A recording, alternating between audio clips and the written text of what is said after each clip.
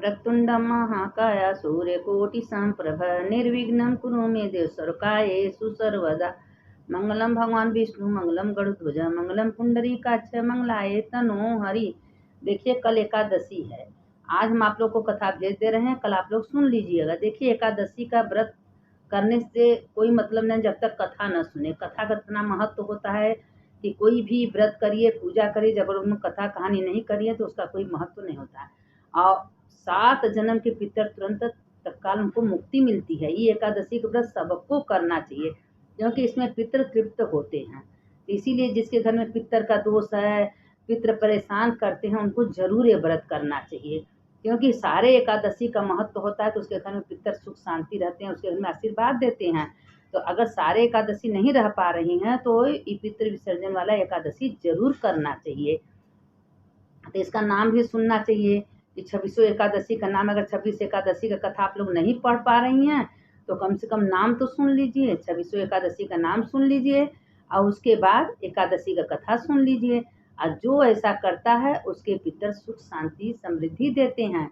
अब देखिए एकादशी का नाम भी सुन लीजिए कि अगहन मास में उत्पन्ना एकादशी, मोक्षदा एकादशी, पौष मास में सफला एकादशी, पुत्रदा एकादशी, माघ मास में षटतिला एकादशी, जया एकादशी, फागुन मास में विजया एकादशी, आमलिकी एकादशी, चैत्र मास में पाप मोचनी एकादशी, कामदा एकादशी, वैशाख मास में बरुथनी एकादशी, मोहिनी एकादशी, जेठ मास में अपरा एकादशी, निर्जला एकादशी, आषाढ़ मास में योगिनी एकादशी, पद्मा एकादशी, सावण मास में कामिका एकादशी, पुत्रदा एकादशी, भाद्रपद में अजा एकादशी, परिवर्तनी एकादशी, और कुवार मास में इंदिरा एकादशी, पापा कुशा एकादशी, कार्तिक मास में रमा एकादशी, हरि प्रबोधनी एकादशी, पुरुषोत्तम मास में पद्मिनी एकादशी, हरि बलवा एकादशी। देखिए ये 26 एकादशी जो है वह गिनी चुनी एकादशी है। तो इस एकादशी का नाम लेने से समस्त पाप नष्ट हो जाता है। लोग कहते हैं कि अगर एकादशी का व्रत नहीं कर पा रही हैं तो उनका पूरा कथा नहीं सुन पा रही हैं तो इनका नाम लेना चाहिए। इसीलिए लोग कहते हैं कि हर एकादशी का नाम लेना चाहिए। अब पितृ पक्ष की एकादशी का कथा सुन लीजिए। देखिए पितृ पक्ष में जो कल आप एकादशी का व्रत रहेंगी उसका कथा का बहुत महत्व होता है, जरूर सुनना जी क्योंकि पितरों के मोक्ष के लिए है। पितृ पक्ष में अर्थात अश्विनी के कृष्ण पक्ष की यह एकादशी इंदिरा एकादशी कहलाती है। अन्य एकादशियों के व्रत के पुण्य से तो व्रत करने वाले को सर्व सुख और अंत में मोक्ष की प्राप्ति होती है, परंतु इस एकादशी का व्रत करने वाले के तो 7 पीढ़ियों तक के मृत्यु तर जाते हैं। इंदिरा एकादशी का व्रत करने वाले स्वयं तो मोक्ष को प्राप्त करता है, वह अपने सभी पितरों का उद्धार भी कर लेता है, करने के उन्हें दिव्य लोकों में प्रवेश का अधिकारी बन जाता है। इस एकादशी को भगवान शालिग्राम की पूजा की जाती है और पूजा तथा प्रसाद में तुलसी दलों अर्थात तुलसी की पत्तियों का प्रयोग अनिवार्य रूप से किया जाता है। देखिए कोई भी भोग लगाइए उसमें तुलसी पत्र जरूर डालिए क्योंकि तुलसी पत्र से भगवान विष्णु स्वयं खुश होते हैं, पितर भी तृप्त होते हैं। लोग कहते हैं कि अगर आप कहीं जल दे रही हैं नहीं कर सकते तुलसी के गमला में पितरन के नाम से जल दे दीजिए, सारे पितर तृप्त हो जाते। इसमें तुलसी का बहुत बड़ा महत्व आता है। धर्मराज युधिष्ठिर ने पूछा, हे जनार्दन, आश्विनी मास के कृष्ण पक्ष की एकादशी का नाम है, इसके व्रत की विधि और फल क्या है, सो कृपा करके कहिए। श्री कृष्ण ने कहा, हे राजन, इस एकादशी का नाम इंदिरा एकादशी है। यह एकादशी पापों को नष्ट करने वाला तथा पितरों को अधोगति से मुक्ति दिलाने वाला है। आप ध्यान पूर्वक इसकी कथा सुनो। इसके सुनने मात्र से वाजपेय यज्ञ का पूर्ण फल प्राप्त होता है। देखिए एकादशी के व्रत करने से कितना बड़ा पुण्य होता है। वाजपेयी यज्ञ का पूर्ण खाली कथा सुनने से होता है। सतयुग में महिष्मती नाम की नगरी में इंद्रसेन नाम का एक प्रतापी राजा धर्म पूर्वक अपनी प्रजा का पालन करते थे। इंद्रसेन अपने प्रजा का पालन अच्छे से करते थे, ये शासन करता था। वह राजा पुत्रों पौत्रों और धन धान्य से संपन्न तथा विष्णु का परम भक्त था। एक दिन जब राजा अपनी सभा में बैठा था तो आकाश मार्ग से महर्षि नारद उसकी सभा में आए।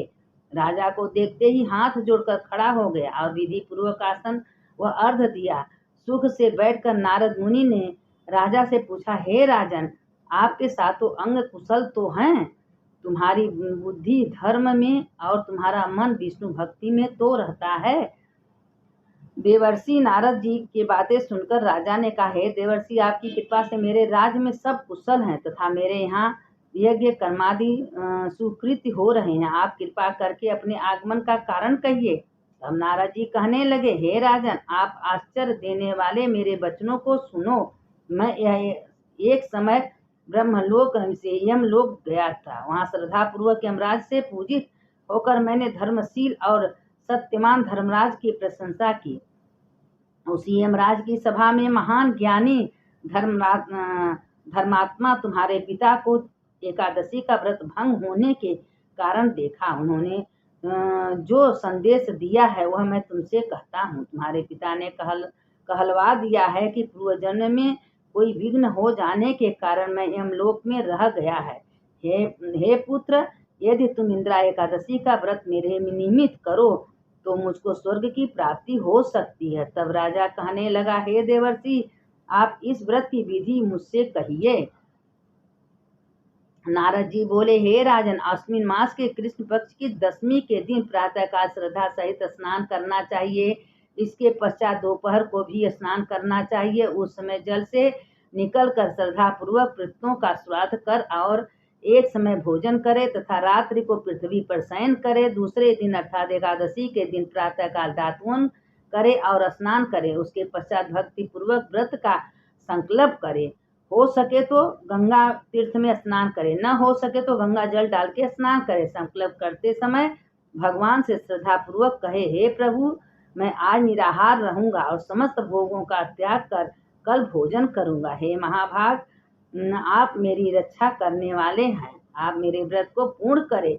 इस प्रकार आचरण करके दोपहर को शालिग्राम की मूर्ति के आगे फल फूल रखकर उनकी पूजा करें। शाम को भगवान विष्णु की धूप दीप नैवेद्य आदि से पूजा करें तथा रात्रि जागरण करें। इसके उपरांत द्वादशी के दिन मौन होकर बंधु बांधवों सहित भोजन करें। बस यही इंद्रा एकादशी के व्रत की विधि है। हे राजन, यदि तुम भक्ति भाव से इस एकादशी के व्रत को करोगे तो तुम्हारे पिता अवश्य ही स्वर्ग को प्राप्त होंगे। देवर्षि नारद राजा को यह उपदेश देकर अंतर्ध्यान न हो गए। राजा ने इंद्रा एकादशी के आने पर बंधु बांधवों और दरबारियों सहित इस व्रत को किया।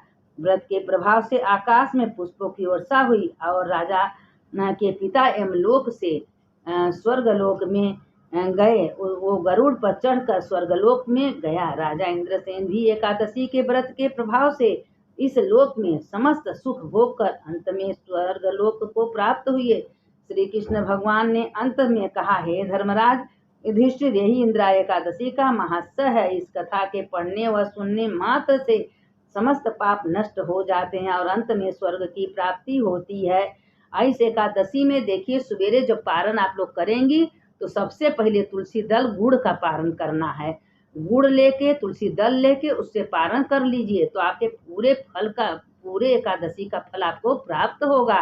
क्योंकि एकादशी का व्रत करने से पारण का बहुत बड़ा महत्व होता है। 6:20 से लेके 8:50 तक आप उसके अंदर पारण कर लीजिए। अगर उसके अंदर पारण कर लेंगे तुलसी और गुड़ से तो आपके पूरे व्रत का पूरे आपको मिल जाएगा। तो एकादशी का इतना बड़ा न कोई मंत्र है। राम रामेति रामेति रमे रामे मनोरमे सहस्र नाम ततुल्यम, राम नाम वरानने। इस मंत्र को 11 बार 21 बार जरूर बोलिए, क्योंकि विष्णु सहस्त्र नाम का फल मिलेगा। देखिए, विष्णु सहस्त्र नाम हो सके तो घर में करिए, सुनिए, नहीं कर सकती हैं तो ये मंत्र जरूर बोलिए, राम रामेति रमे रामे मनोरमे सहस्र नाम ततुल्यम, राम नाम वरानने। अब इसके बाद देखिए एकादशी का कहानी है, वो छोटा सा कहानी हम भी डाल दे रहे हैं, आप लोग सुन लीजिएगा।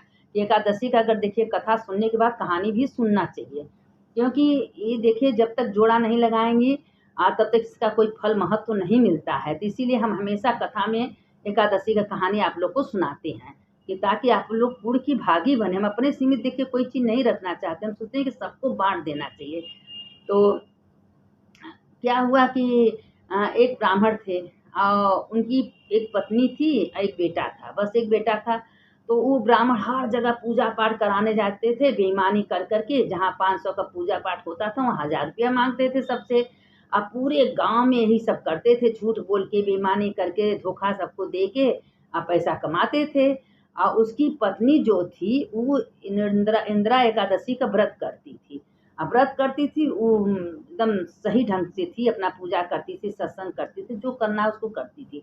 लेकिन अब भाई पति किस रूप में, कहाँ से, कैसे पैसा कमा के लाते हैं वो उसको मालूम नहीं था। लेकिन वो तो भाई पत्नी कोई है, अपने घर का खर्चा चलाती है, लेकिन वो तो दिमाग में नहीं। तो एक दिन करते करते एक गरीब ब्राह्मणी थी, पंडित को बुलाई, पंडित से कही कि पंडित जी मेरे घर में पूजा करा दीजिए। वो कहे भाई दक्षिणा कितना दोगी? तो कहे भाई पंडित जी मेरे पास दक्षिणा तो नहीं है, लेकिन मेरा बहुत मन है आप पूजा करा दे। कहे अगर दक्षिणा अच्छे से रखेंगी तो हम कराएंगे, कम से कम 1000 रुपया सब देता, आप 500 दे दीजिए। कहे भाई 500 तो नहीं है। तो कहा हम पूजा नहीं कराएंगे। पंडित जी उठ के जाने लगे। तो उसी समय विष्णु भगवान अपने रूप बदल के आए, क्योंकि भाई विष्णु भगवान का व्रत है। भगवान विष्णु को बहुत मानती थी। विष्णु भगवान अपना रूप बदल के आए, तो वृद्धा रूप बन के आए। तो कहे कि क्या ब्राह्मण तुम कथा पूजा क्यों नहीं करा रहे हो? कह रहे दक्षिणा दे ही नहीं। कहा ठीक है तुम पूजा कराओ, दक्षिणा देंगे। अब सारा सामान विष्णु भगवान अपने रूप में जो आए थे सब मंगा दिए। अब मंगाने के बाद तकिया के नीचे मजे से पैसा रख दिए। जब खूब कथा पुराण पूजा पाठ सब हो गया तो उसे जो ब्राह्मणी थी उसे विष्णु भगवान जो ब्राह्मण के रूप में थे तो उससे कहे कि जाओ तकिया के नीचे पैसा इनको दक्षिणा दे दो। 1000 रुपया दक्षिणा लिए बुढ़ऊ जो ब्राह्मण थे लेके गए। जब बाहर निकले तो विष्णु भगवान उनसे पूछने कि तुम बताओ इतना बेईमानी से धोखा से पैसा तुम कमाते हो, तुम्हारे घर में कौन कौन है? कहे हमारी पत्नी हमारा बेटा। तो कहे तुम्हारा पत्नी तुम्हारा बेटा, तुम्हारा तो सारा पैसा जो ले जाते हो खाते खाते पीते हैं। तो कहे उनसे ये पूछो कि इसका भागी कौन बनेगा? पूरे पाप का भागी वही बनता है जो करता है। उनसे जाके यही पूछो कि क्या तुम मरोगे तो तुम्हारे साथ हो जाएंगे? पत्नी कहे अरे मेरी पत्नी मेरे बच्चे बहुत हमसे प्यार करते हैं। कहे ठीक है तुमसे बहुत प्यार करते हैं और तुम्हारे पाप के भागी भी बन रहे हैं, क्योंकि तुम पाप से पैसा कमा के ले जा रहे हो। और उनसे खाली इतने पूछे तुम बहुत प्यार करते हो, अगर हमको कुछ हो जाएगा मरेंगे, क्या तुम मेरे साथ चलोगी, मेरा साथ दोगी? देखो क्या जवाब मिलता है। अब वो ब्राह्मण का है अपने घर गए, पूरा सामान वामान लेके अपने पत्नी को दिए। पत्नी से कहे एक बात हम तुमसे पूछना चाहते हैं, तुम सही से जवाब दोगी? कहे क्यों नहीं देंगे। कहे अगर हमको कुछ हो जाता है क्या तुम मेरा साथ दोगी, मेरे साथ चलोगी? क्योंकि इतना कमाते धमाते हैं, लाते तुम्ही लोग को देते हैं। तो कहे नहीं भाई देखा हम ये काम नहीं करेंगे, तुम मरोगे, सबका जब मौत आता है तब मरता है, तुम मरोगे हम तुम्हारे साथ नहीं जाएंगे, तुमको जाना है सोम जाए। और वो देखिए अपना एकादशी का व्रत भी करती थी। इंदिरा एकादशी जब आता था अपने पितरों के लिए व्रत भी करती थी। और पति जो पूजा पाठ में पैसा मिलता था कमा के लाता था देती थी, लेकिन वो जवाब सीधे दे दी। अब वो पति का हम इतना इसको मानते हैं करते हैं तो सोची कि हमसे ज़्यादा यही प्यार हमको करती है। और उसके बाद फिर गए विष्णु भगवान के पास। विष्णु भगवान ब्राह्मण रूप बन के बैठे थे। कहे हाँ प्रभु तो कह रही है हम तुम्हारा साथ नहीं देंगे। तो कहे अब फिर तुम घर जाओ, अपने बेटे से पूछो, तुम्हारा बेटा तुमको बहुत प्यार करता है ना, तो एक बार उससे भी पूछो। अच्छा घर गया तो अपने बेटा से कहा बेटा अगर हमको कुछ हो जाए तो मेरा साथ दोगे? मेरे कहा पिताजी जिसको जब आना है मौत आता है हम तुम्हारे साथ क्यों साथ देंगे, तुमको क्यों, हम तुम अगर मरोगे तो हम मरेंगे, जो जब का जिसका आएगा ते मरेगा, हाँ लेकिन हम आपका साथ नहीं देंगे। अब वो अपन क्या हुआ कि बेटा ही जवाब दे दिया। अपने मन में वो सोचा कि हम इतना सही में इतना पाप करते हैं और इतना पाप कर करके सारा पैसा लाते हैं, पत्नी बच्चों को देते हैं, कोई मेरा साथ देने के लिए नहीं तैयार है, आखिर ऐसा क्यों है? लेकिन कुछ दिन के बाद वो ब्राह्मण मर गए। मरने के बाद क्योंकि झूठ बोले थे, सबसे चोरी बेईमानी किए थे, तो वो ब्राह्मण क्या हुआ कि बहुत बड़ा सांप बने। जब सांप बने तो विष्णु भगवान कह ही दिए थे कि भाई तुम्हारा पाप तो देखिए कम नहीं होगा, लेकिन हाँ तुम दूसरा जन्म लोगे तो अच्छा कर्म करोगे तभी तुम्हारा पाप कटेगा।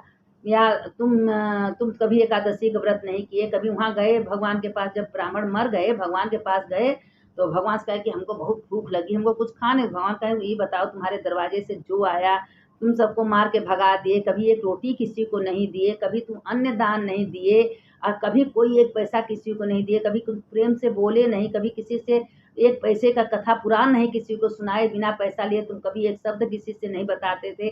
कोई पूछता था क्या ये तिथि कौन है तो तुम कहते थे 100 रुपया दो, 500 दो, तो तुम्हारा पाप है, पाप है, पुण्य तो कुछ नहीं है। तो अब लगे कहे कि भगवान अब हम मेरा क्या होगा? कहे तुम पृथ्वी पर सांप बन के जाओ और सांप बनोगे, सांप बहुत दिन तक सांप रहोगे। और जब तुम किसी बच्चे को उद्धार करोगे, उनको जीवन दान दोगे, तुम्हारा मुक्ति होगा। कहा ठीक है। तो वहाँ जब आए तो नारद जी उसके बेटे से कहें कि जो तुम्हारी पत्नी एकादशी का व्रत की है, उस संकल्प बोल के तुम्हारे अपने पति को दे देगी, तब उनका मुक्ति होगा। उसकी पत्नी कही ठीक है भाई, हमारे पति मरे हैं, तुमको हम संकल्प बोल के दे रहे हैं। अब वो दिन तिथि वार संकल्प बोली, संकल्प बोल के व्रत का पूर्ण अपने पति को दे दी। तो वो सांप शरीर से छूट गया। जब छूट के गए तो दूसरे जन्म में फिर ब्राह्मण के घरे जन्म लिए। जब ब्राह्मण के घरे जन्म लिए तो भगवान का भजन कीर्तन मनन करने लगे।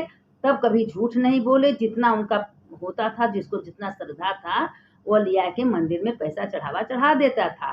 तो लेकिन वो कभी पंडित ब्राह्मण थे, वो एकादशी का व्रत भी नहीं किए थे। हाँ, उनकी पत्नी जरूर करती थी, लेकिन वो कभी नहीं। देखिए, अपना अपना कर्म सबको भोगना पड़ता है। अगर संकल्प बोल के अगर कोई व्रत कर रहा है, उस संकल्प अपने पितरों के निमित्त दे दिया तो उसको पुण्य मिलेगा। अगर अपने पितरों के निमित्त आप नहीं दे रहे हैं तो उनको पुण्य नहीं मिलेगा। इसीलिए कहते हैं कि कोई चीज में संकल्प का बहुत बोलना जरूरी है। आप अगर कोई पूजा कर रही हैं, पाठ कर रही हैं, तो तिथि दिन बार जरूर बोलना चाहिए। अगर उसमें बोल के कर रही हैं तो उसका पुण्य के भागी बनेंगे आपके पितर, आपके देवता सब। अधिक कोई है पूजा पाठ करना व्यर्थ नहीं है, करिए निस्वार्थ हो, उसमें कोई लालच न हो, कोई मांग न हो। कोई कि नहीं हम पूजा कर रहे हैं तो हमको भगवान ये दे दे वो दे दे, कुछ नहीं। निस्वार्थ होकर सेवा करिए। उसमें भगवान भोलेनाथ, विष्णु भगवान, गणेश का बहुत खुश होते हैं कि ये तो भाई निस्वार्थ होकर पूजा जरूर करता है, लेकिन कभी कुछ मांगता नहीं है हमसे। क्योंकि देखिए, दुनिया में इतना तीर्थ इतना मंदिर व्यर्थ नहीं है। भगवान सब बनाए हैं और सब कर्म। लेकिन कितना लोग जाते हैं तो भगवान ये कर दीजिए वो कर दीजिए, भगवान मेरा ये सब कुछ नहीं करना है। बस जाइए अपना श्रद्धा से विश्वास से पूजा करिए, चढ़ाइए, मनन करिए, चिंतन करिए, लेकिन भगवान से मत कुछ कहिए। भगवान से जो करना है भगवान स्वयं करेंगे। जो आपके भाग में लिखा वो मिल के रहेगा, चाहे आप करिए या ना करिए। लेकिन हाँ, अच्छा कर्म अच्छा ही होता है, बुरा कर्म बुरा ही होता है। अपने कर्मानुसार सब दुख सुख भोगते हैं। लेकिन अगर हम जानबूझ के अच्छा कर्म करें तो जानते उसका फल को अच्छा ही मिलेगा। अगर हम बुरा कर्म कर रहे हैं, किसी का रोआ दुखा रहे हैं, किसी को कुछ दे नहीं रहे हैं, अपने वाणी से किसी को गलत शब्द, तो उसका पाप भी हम ही को भोगना पड़ेगा। क्योंकि भगवान श्री पुराण में कहे हैं कि तुम किसी से मत डराओ, अपने कर्म से डराओ कि मेरे कर्म से कोई गलत तो काम नहीं हो गया, हमसे कोई दुखी तो नहीं हो गया है। जितना हो सके उसको सबको सुख पहुंचाओ। तो जो इस एकादशी का कथा कहता है, कल देखिए गुड़ का पारण है, सवेरे 6 से 20 से 8:50 तक पारण कर लीजिए। गुड़ तुलसी लेके पारण कर लीजिए, उसके बाद पूजा पाठ करिए। और कार्तिक में आंवला का तुलसी का पारण है, और कुवार में जो है गुड़ का है। तो ऐसे हर महीने में अलग अलग पारण बताया गया है। तो जो इस तरह से एकादशी का व्रत करता है उसके समस्त पाप नष्ट हो जाते हैं। सुनने वाले की जय, सुनाने वाले की जय। अच्युतम केशवम राम नारायणम कृष्ण दामोदरम वासुदेवम हरि श्रीधरम माधवम गोपिका वल्लभम जानकी नायकम रामचंद्रम भजेयम। रामा कृष्ण वासुदेव भक्ति मुक्तिदायकम। सुनने वाले की जय, सुनाने वाले की जय, दोनों की जय हो।